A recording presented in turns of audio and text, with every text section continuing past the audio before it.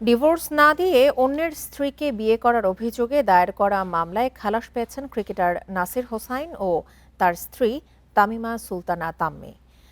বুধবার দুপুরের ঢাকা অতিরিক্ত মুখ্য মহানগর হাকিম জসিতা ইসলামের আদালত এই রায় ঘোষণা করেন। রায় ঘোষণার সময়ে নাসির তামিমা উভয়ই আদালতে উপস্থিত ছিলেন।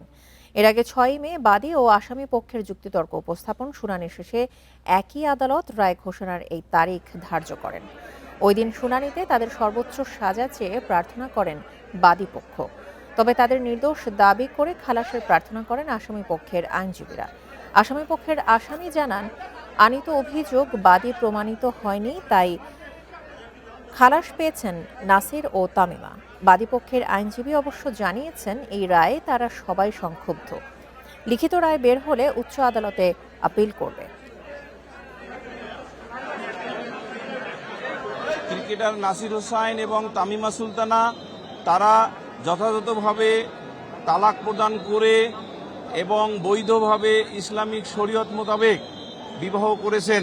সাক্ষ্য প্রমাণগুলোর বিষয়ে কোনো ধরনের পর্যালোচনা না করে, জুডিশিয়াল মাইন্ড অ্যাপ্লাই না করে এরকম একটি রায় দিয়েছেন, যেই রায়ে আমরা সবাই সংক্ষুব্ধ।